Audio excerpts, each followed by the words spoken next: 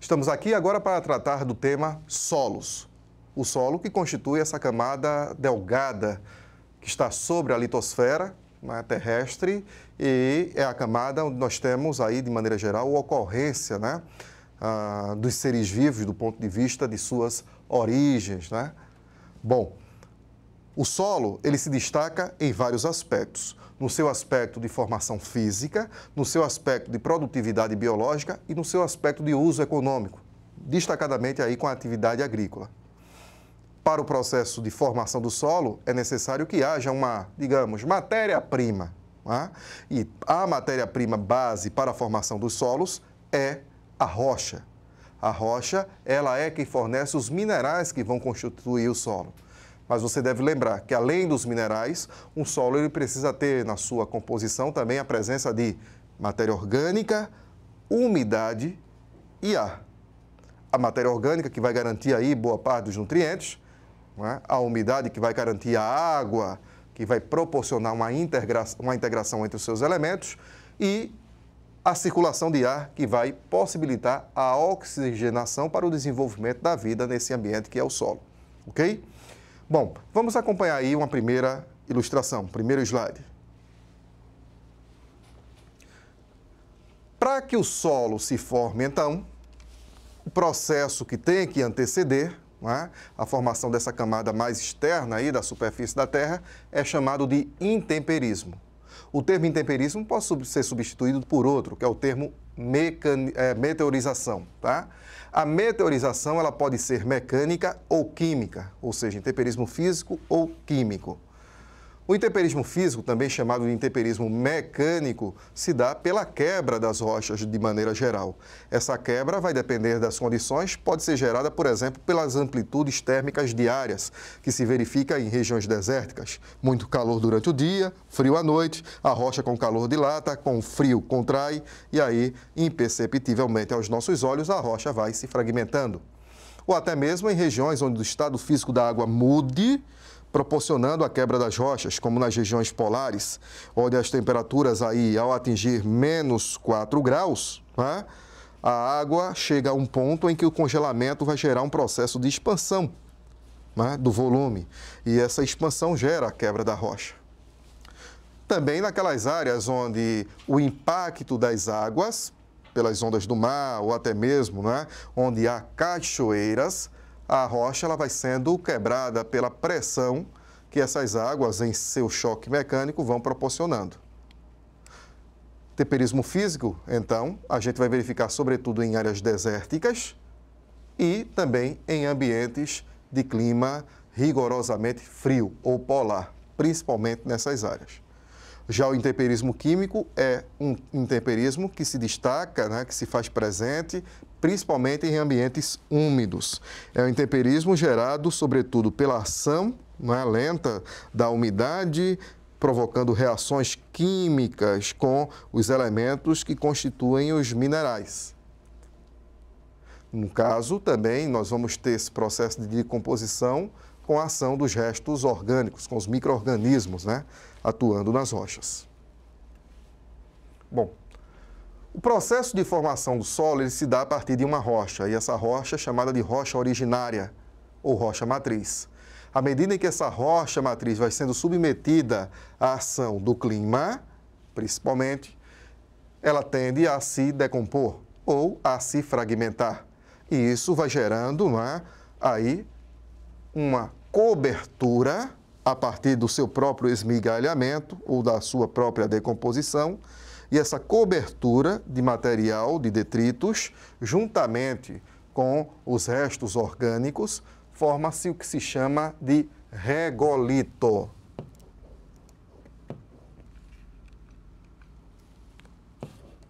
Bom, o que vem a ser o regolito? O regolito, vamos lá escrever essa palavra aqui, ó, é o manto de intemperismo que recobre a rocha matriz a partir do momento em que ela sofre intemperismo, ok? Bom, no estudo do solo, aí duas palavras para que você tenha uma noção, né, caso elas apareçam na prova: pedologia e edafologia. A primeira representa o estudo do solo nas suas diferentes camadas, nas suas diversas superfícies, não é? Considerando inclusive a rocha matriz, que às vezes pode estar aí a metros, dezenas de metros abaixo do nível mais alto ou mais superficial do solo. E a edafologia, que se preocupa aí com a parte do solo que é efetivamente agricultável, aproveitável, né, para atividades agrícolas. Uma outra coisa, um outro ponto importante que a gente deve considerar no estudo dos solos é o desenvolvimento desses horizontes aí estudados pela pedologia. Quando a rocha ela começa a se decompor, se fragmentar, ela vai desenvolvendo a formação de horizontes, de camadas. Agora, claro que as condições climáticas, elas são, ou elas devem ser consideradas para que se compreenda esse processo de formação. Por exemplo, em ambientes secos, ambientes áridos, semiáridos, o solo ele não costuma ter um bom desenvolvimento, até por conta das limitações hídricas aí, e orgânicas também. Já em áreas úmidas, por exemplo, de ambientes tropicais e temperados, o solo pode apresentar um bom desenvolvimento dos seus horizontes.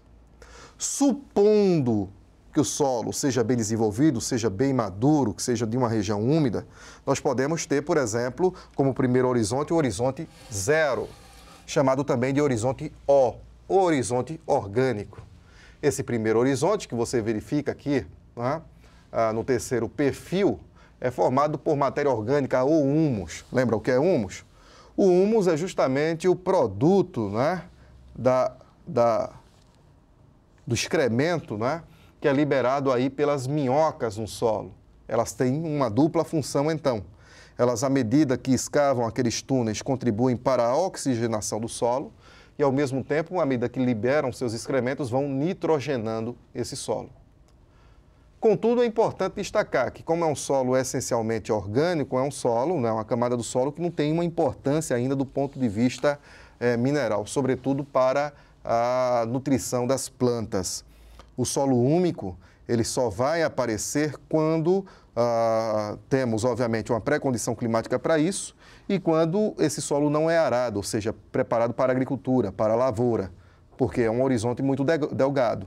Se o arado é passado sobre esse solo, ele termina se misturando com o horizonte inferior, justamente por ele ser muito delgado, de muito pouca espessura.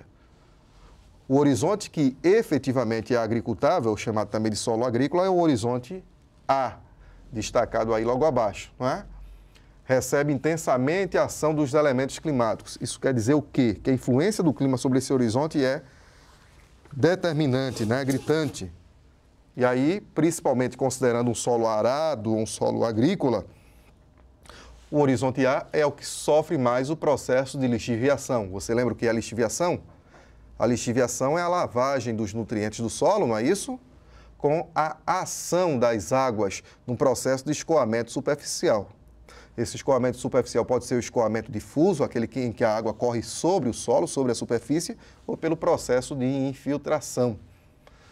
É um solo que tem uma boa mistura, uma boa riqueza de matéria orgânica e matéria mineral, e é onde estão fincadas as raízes da vegetação, de onde se absorve, portanto, esses nutrientes pelas plantas.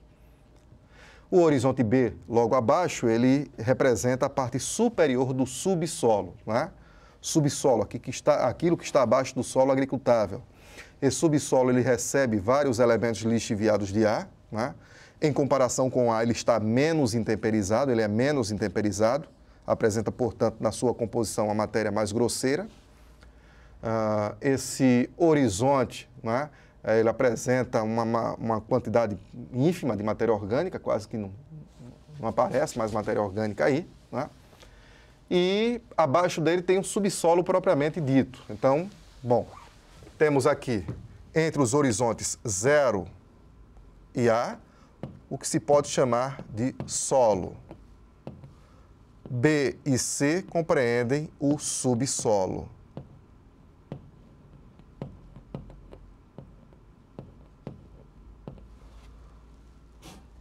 O horizonte C é o subsolo, que apresenta a última camada permeável do solo. Ele é formado por grandes fragmentos de rocha, grandes blocos de rocha. ele é o horizonte de transição para a rocha matriz, portanto, é o último horizonte permeável. Isso nos faz entender que é neste horizonte onde se encontram os chamados lençóis freáticos. Abaixo dele, a rocha impermeável, rocha matriz, que pode ser chamada de horizonte R ou horizonte D. Né? Essa rocha, para você ter uma ideia, por exemplo, na construção civil, é a rocha, né, que recebe justamente ali a base, né, das estacas que são colocadas antes das grandes edificações, como viadutos, grandes edifícios. Né? Então, é a rocha matriz que é justamente buscada nessas construções, ok? Prosseguindo, nós temos aqui uma imagem que mostra, não é, um pequeno perfil de solo aí ao longo de uma rodovia. Note que a coloração também, ela diferencia, né, os solos. Por exemplo, na parte superior desse solo, mais próximo à vegetação, nós temos uma coloração escura, o que denuncia, não é, uma influência muito grande da presença da matéria orgânica, até porque, pelo que nós observamos no aspecto geral da imagem, é uma região de clima úmido. Os solos podem ser classificados de acordo com 3 critérios: a origem, a formação e a coloração. Em relação à origem, nós temos 3 tipos de solos. Os eluviais, que são aqueles, não é, cuja formação ela ocorre numa associação direta entre o manto de intemperismo e a rocha matriz. Não é? Quer dizer, o solo ele se forma sobre o mesmo lugar onde a rocha ela foi intemperizada, quer dizer, a matéria ela permanece no mesmo lugar. Não é? Existem os solos aluviais, que são aqueles cujo processo de formação, de edafização se dá distante da rocha matriz, que é quando a matéria ela é transportada, por exemplo, pelas águas dos rios, pelas águas das chuvas ou até pelo vento. E existem aqueles que também podem ser chamados de coluviais, que são aqueles solos que se formam principalmente nas bases de encostas de planaltos, de montanhas, fruto de desmoronamentos. Quanto à formação, os solos podem ser do tipo zonal, né? Estes são aqueles solos que se destacam principalmente pela ação do clima, né? A influência do clima em suas formações. São solos que geralmente apresentam os perfis ou horizontes bem definidos, como nós vimos lá na ilustração, né? O caso dos latossolos, que ocorrem em áreas de clima quente, em áreas de clima tropical, né? Os solos de pradaria, os solos de campos. E também nos desérticos, né, em função da aridez que se expressa muito bem pelos solos arenosos, ou até mesmo a tundra, típica de clima frio. Temos também os solos classificáveis como interzonais ou intrazonais, que são aqueles solos onde a rocha de origem, o relevo local e até mesmo a drenagem tem uma influência maior do que o clima, como são os solos de lugares alagadíssimos, como os pântanos, né? Solos chamados de hidromórficos. E, por último, os solos, né, nessa primeira parte de classificação, solos azonais, que são aqueles solos onde a origem ela não é muito fácil de definir, até porque são muitas vezes solos desprovidos de horizonte B e C. São solos de pouca profundidade, solos geralmente formados por elementos recentemente depositados. É o que acontece, por exemplo, com os solos de beira de rio, solos de várzea, chamados de solos aluviais. Aqui eu chamo a atenção para um fato, né, a diferenciação entre latossolo e litossolo. Latossolo, solos de grande espessura. Litossolo, solos de pouca espessura. Ok? Uma outra classificação que a gente pode saltar aqui é aquela que vem com relação à cor. Se um solo ele apresenta aspecto avermelhado ou amarelado, pode ter certeza de que o óxido de ferro está muito presente na sua composição. Solos orgânicos apresentam uma coloração escura. E solos ricos mineralmente, uma coloração já mais clara. No mapa da distribuição dos solos do mundo, a gente tem esse quadro aqui, né? Solo de tundra, que se destaca no extremo norte, principalmente do planeta. Solo podisólico e pardo, típico das florestas temperadas, né? Um solo ácido, mas é um solo fértil. Solo de pradaria, né? São essas áreas destacadas em vermelho, são solos muito bons para a agricultura. e também tem o Chernozem destacando-se aí, né, nesse mesmo quadro na legenda. O Chernozem é um solo que especialmente ocorre lá na região da Ucrânia, na antiga União Soviética, e um solo que é considerado um dos mais férteis do mundo, pela sua riqueza mineral principalmente. Os latossolos de áreas principalmente, né, de ambientes tropicais, solos de grande espessura e sujeitos à lixiviação por conta do volume de chuvas. Os solos lixiviados sob floresta também, como no caso das regiões equatoriais, onde as chuvas excessivas também, né, vão ser a causa dessa lixiviação. Por isso, inclusive, que nós vimos que as raízes, apesar de extensas, mas elas são rasas. Solos de estepes, né, ou de ambientes semiáridos, como nas bordas dos desertos, solos em geral rasos, pedregosos, pobres, né? Os desérticos, que são os solos geralmente arenosos, e nas regiões de montanha, onde solos pouco se formam, já que as condições não são tão favoráveis, né?